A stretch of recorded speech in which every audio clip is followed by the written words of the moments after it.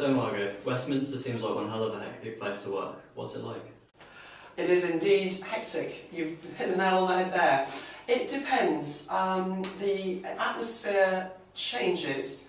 It can be very frenetic and full of consternation and anticipation and uncertainty, as it has been this week, I think, when the Commons has been debating the committee stage of the European Union withdrawal bill. But then on other occasions, when there's legislation that isn't quite so, lighting a touch paper, then, it's a bit calmer, it's a bit more orderly, and a lot more work is done outside the main chamber. So it does depend on the business, basically.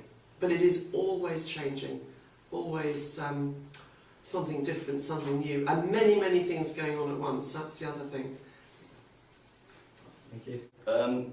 Before you took over Stourbridge, you contested the Holborn and St Pancras unsuccessfully, even though it must have seemed like a tall order at the time, considering it's nearly always been a Labour seat.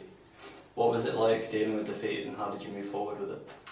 Well, I've been around politics for quite a long time.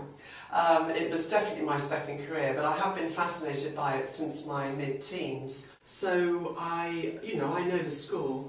There was no way any Conservative candidate was going to win Holborn and St Pancras in 2005, or at any of the elections since. So I always knew I would be defeated, and I took it on to get experience, really, to get experience at fighting a seat, campaigning, building up some support, and learning really how to operate as a candidate, which is a good experience to get before you fight a seat that you might be able to win. Okay. I sometimes think of being an MP as a bit like being a football manager. Very few people do it forever, and losing your job's always a possibility. Is that something that bothers you or any of your colleagues? Oh, I think so, yes. I think it bothers people to varying degrees. I think, to put it bluntly, if you are at risk of losing your seat, as in any walk of life, some MPs will be more employable afterwards, after they leave Parliament, than others. So, people worry, if they've got a family, it's very sudden. And people can be plunged into quite serious difficulties if they lose their seat suddenly and unexpectedly, as some people obviously did this year, back in June, on both sides. So it is something that worries people as well, about, that most people do it because they love it. Most people do it because they have a passion for it. And to suddenly be denied that opportunity and it being taken away from underneath you is quite a soul-destroying process. I mean, it hasn't, touch wood, it hasn't happened to me yet, but I have on occasion dreaded it, and to be quite honest, I've seen it happen to people, and it can be like a bereavement. On the other hand, some people take to it like a duck to water, and you see, take someone like Ed Balls. He lost his seat very unexpectedly in 2015. No one expected him to lose his seat. I should think he probably spent most of that election in other people's seats, more marginal than his own, possibly. But look what he's done with his time since. He's been a lecturer at Harvard University, he's written a book, he's been on Strictly Come Dancing and became a very popular figure. So, it's like anything else, really. It depends on the individual. And obviously, being a minister, you make decisions that are incredibly important to the nation, and you are sometimes quite rightly scrutinised for it. But at the end of the day, you're a human being, and it must get stressful at times and put a strain on your personal relationships. What do you do to deal with that kind of working life? Well, my partner is not into politics. She keeps abreast of the main events. She knows the top line. She has strong opinions on who she likes, who she doesn't like, and where we're going wrong. So she keeps me kind of my feet on the ground, really. And that's probably how I deal with it. I can switch off, and I don't have time to switch off very often, but I am capable of completely switching off, I like riding, I like walking in the countryside, I like the theatre. That's difficult to get to because we never finish in time to go to the theatre when Parliament's sitting. But I think it's important to keep some interests outside politics and keep up with your close friends. And in my opinion, whenever you can, always put your family first. Okay, that's the morbid stuff over with. You've had a successful business life outside of politics, so why did you choose it? What happened when you got the urge to run for Parliament? Was it like a eureka moment? Well, I got the urge to run for Parliament many years ago, long before I even started my business. I got really into politics in my teens, as I said, and when I was at university, I went to London School of Economics and I chaired the Conservative Association, and I was very involved with the politicians of the day because they would come and speak up at LSE for us because we weren't far from Parliament. And I was set on a course of standing for Parliament at some point. I didn't expect to do the whole business thing in between, but I did that. I did it that way round. There are pros and cons of going straight into politics at a relatively early stage in your career, or like myself and many others, having a first career and then going into politics, in your 40s, or I hate to say it, but I think I was in my 50s when I finally went in, and that is actually, I think, not great. I wouldn't advise people to leave it as long as I did. Okay.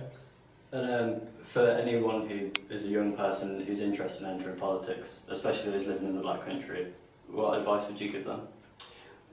Well, I meet a lot of them because I'm lucky to have King Edward's College in my constituency. They have a wonderful humanities department and fantastic politics and history teaching A-levels there. So I meet the students there. I also run an aspiration programme for all of Stourbridge as young people from year 9 upwards to open their eyes to the top universities and what they have to offer and the different careers on offer.